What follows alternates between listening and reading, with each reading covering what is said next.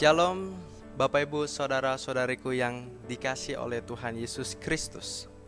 Kembali lagi kita mempelajari pelajaran sekolah sahabat kita di hari Selasa yang memiliki judul Menemukan Harga Diri Sejati.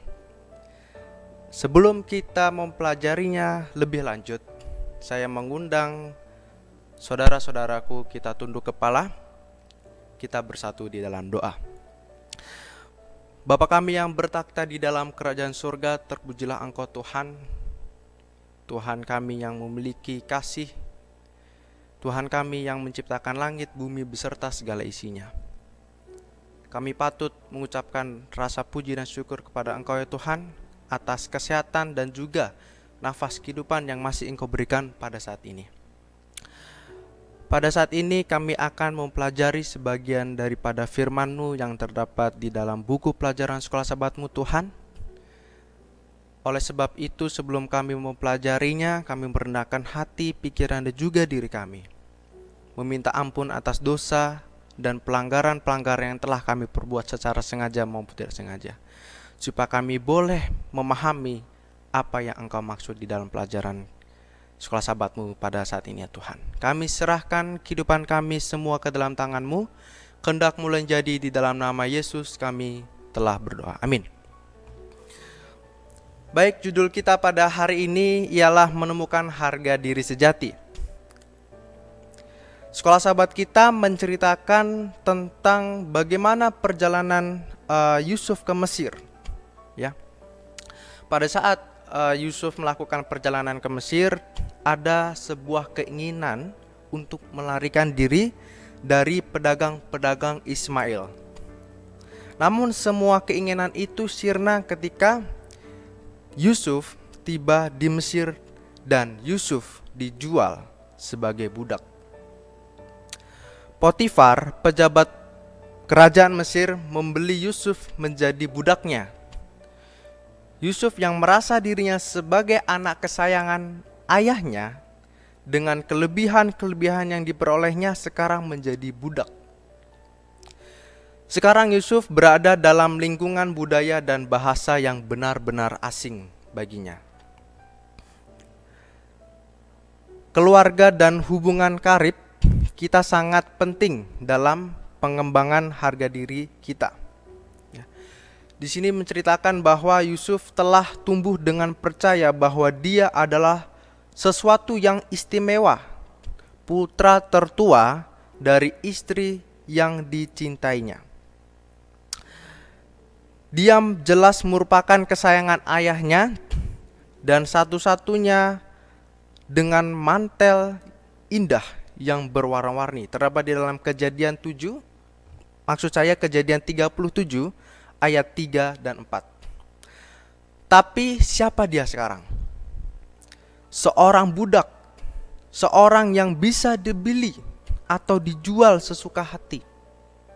Lihatlah seberapa cepat seluruh keadaannya berubah. Lihatlah betapa cepatnya kehidupan tampaknya lelah menghidupinya. Sekolah sahabat kita mengatakan hidup ini bisa berubah begitu cepat secara drastis. Dan Yusuf menyadarinya akan hal itu. Sekolah sahabat kita juga menekankan di sini bahwa sesungguhnya Yusuf belajar pelajaran yang kita semua harus pelajari. Jika kita bergantung pada orang lain untuk memberitahu kita apa nilai kita, maka kita akan berada dalam perjalanan yang sulit dan sangat bingung, karena tidak semua orang akan menghargai siapa diri kita atau seperti apa diri kita. Namun sebaliknya, kita perlu menemukan harga diri kita dalam apa yang Tuhan pikirkan tentang kita, bagaimana Allah melihat kita, dan bukan dalam peran yang kita miliki saat ini. Manusia tidak memiliki sikap yang sama dalam menghargai orang lain seperti apa orang tersebut sesungguhnya. Manusia perlu menemukan harga dirinya, nilai dirinya di hadapan Tuhan. Lalu bagaimana Tuhan melihat manusia itu? Jangan melihat diri dan menilai diri karena keadaan kita sekarang atau apa yang kita lakukan sekarang. Allah melihat manusia itu berharga, menebus, mengasihi, dan menjadikan manusia itu menurut gambar dan rupanya. Allah ingin memulihkan manusia yang jatuh dalam dosa itu. Allah menjadikan manusia itu menjadi anak-anaknya. Allah melihat manusia dengan kacamata ilahi yang berwarna-warni dengan kasih karunia-Nya. Tuhan melihat potensi dalam diri seseorang, keindahan dan talentanya juga. Itu sebabnya Tuhan rela mati di kayu salib demi manusia yang sangat berharga yang diciptakannya itu. Di sini salib menyatakan kepada manusia harga dan nilai manusia itu. Kita jangan fokus kepada apa yang orang lain pikirkan tentang diri kita. Manusia berharga di mata Tuhan. Nilai seseorang datang bukan dari dirinya sendiri, melainkan dari luar dirinya, yaitu Tuhan. Dan manusia dibentuk oleh Tuhan sesuai rencananya untuk menjadi sesuatu yang bernilai di hadapannya.